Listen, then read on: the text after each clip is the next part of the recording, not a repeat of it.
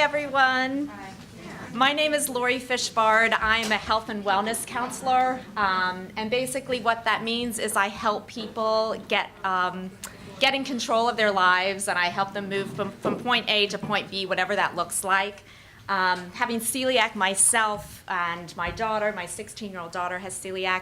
Many celiac families have gravitated towards me, so I have worked with them to help them kind of figure out how you can live a very happy, healthy life as a celiac. Today I am specifically talking to you about manufacturing processes of grains and how companies keep their products safe and where and when cross-contamination can occur.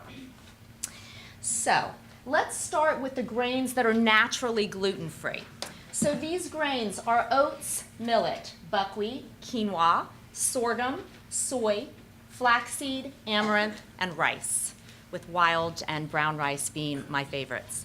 These are naturally gluten-free, as you know, but as you also may know, some of these grains can be cross-contaminated, and so they are unsafe to eat. So I want to talk to you about what it takes for grains to be truly gluten-free. And to be truly gluten-free, every stage of the process needs to have special handling. So what does this process look like?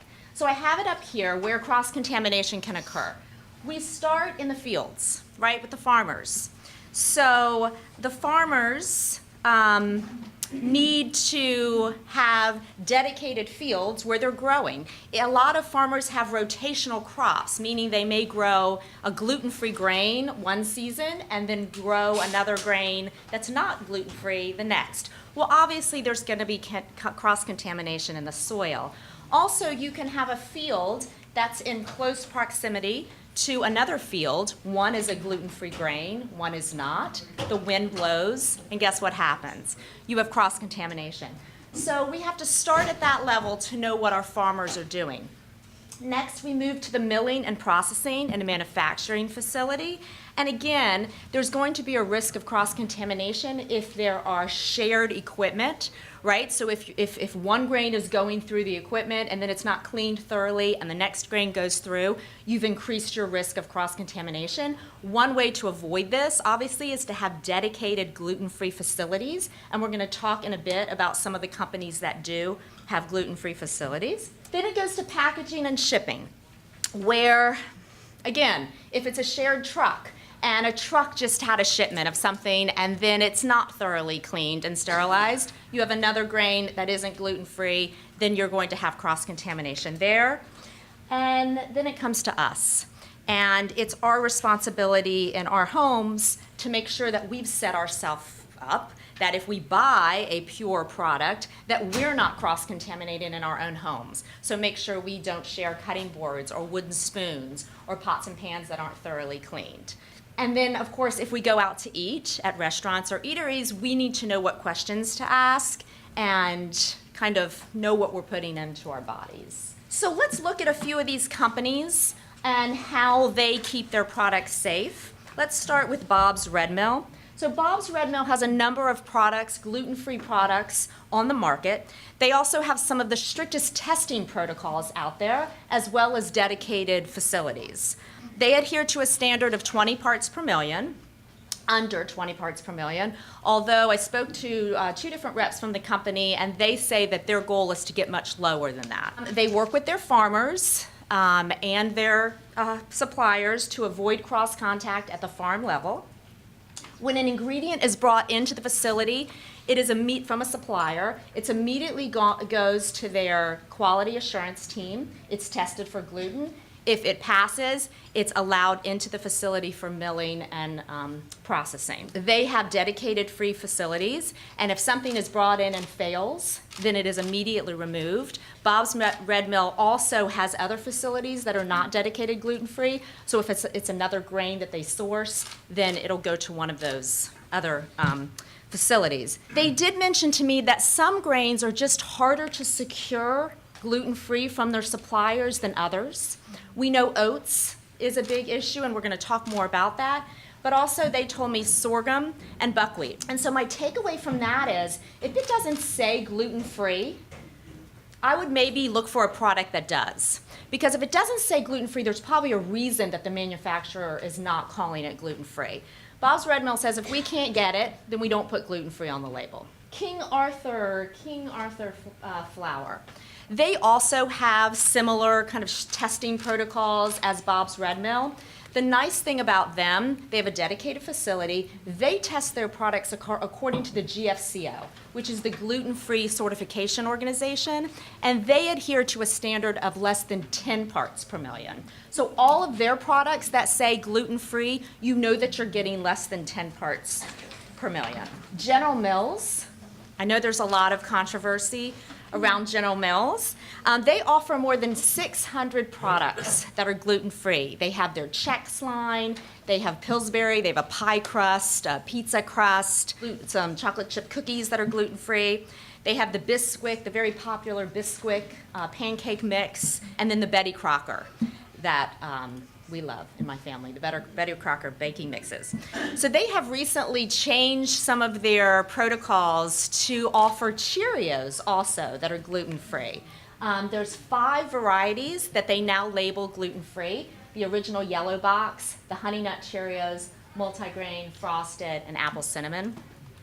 They recently developed systems in their flour mill to allow the equipment to kind of weed out trace amounts of gluten and produce an oat flour that's 100% pure. And we know this is super exciting because oats are one of those grains that are hard to get. I don't know if you guys remembered, but back in October of 2015, there was a little mishap, and they had a recall of a number of their Cheerios. They have since gone back and kind of revamped their process. That particular thing happened because there was a contaminated truck, like we talked about, that was not thoroughly cleaned. Unfortunately, people did get sick. They now tell me and assure me that they test at less than 20 parts per million. I also wanted to put Trader Joe's up here. So how many of you eat the Trader Joe's rolled oats? So I don't know why, but I never did. I never bought it. I don't know. It just says gluten-free. It's kind of like in there, but it's not really big. I just didn't know. I didn't trust it. So they're one of the companies I called, and they actually linked me up with the owner of NutriPro, which is the company that sells their oats, that grows the oats and sells them to Trader Joe's. Well, he's located in Canada. He tells me that he has dedicated oat fields. There's no other field for hundreds and hundreds of miles that grows anything but oats. He third-party tests his oats. He tests them at every step of the process, so the beginning, middle, and end. And he says that his oats continually test at less than 5 parts per million. So after that conversation, I went to Trader Joe's and I bought myself like 3 bags of the rolled oats. And I was like, we can eat this. Now, here's the thing. My daughter eats oats. I still don't eat oats. And the reason I don't eat oats is because there is a small percentage of celiac that still cannot tolerate, they have a sensitivity to the protein in oats. I happen to be one of them. So if you have a reaction from oats, your mind may immediately go that it was a cross-contaminated product, and that's fine, but I encourage you to find another product that also says gluten-free, certified oats, and just see if you have the same reaction. If you do, it may be that you have a sensitivity to oats.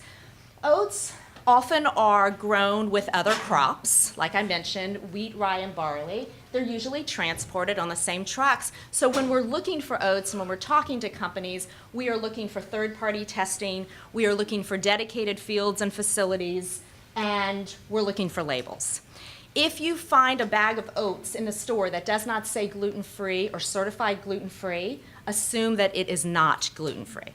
Assume that it is not safe. And this is what I was talking about with the GFCO. So how many of you guys have heard of the GFCO? Okay, so this is an important thing for you to know. It's the Gluten-Free Certification Organization. This is what the little symbol looks like. It tests at less than 10 parts per million. It is the leading gluten-free certification program in the world. Right now it's in over 27 countries, used on over 23,000 products by more than 700 companies. Now, I spoke to a few companies and I asked them, well, you don't have the GFCO label, what's with that? And they said, it's very expensive and it's very burdensome to get that, but we still test. We test very close to 5 parts per million. So I think that, that is a hurdle that they're going to have to figure out. They're either going to have to go for it or not. But it does make me feel good as a consumer to see that label. So I do look for the GFCO label, and hopefully that will appear on even more products in the future. And these companies basically say that even though that they test in similar ranges, they may not have the label. So the bottom line and the takeaway for that is, if it doesn't have the label, but it still says gluten-free, you can always call the company. And really, this process of researching this talk made me realize it's very easy to talk to these companies. And if it's not easy, if they make it difficult, that's a red flag, right? Because the companies I spoke to, they were very happy to tell me all about what they do, all about how they keep their consumers safe, and they want loyal customers. And I think that's how you get it, by being very forthright and open about your process. And that is it in a nutshell. I'm happy to answer any other questions that you may have. Yeah, thank you.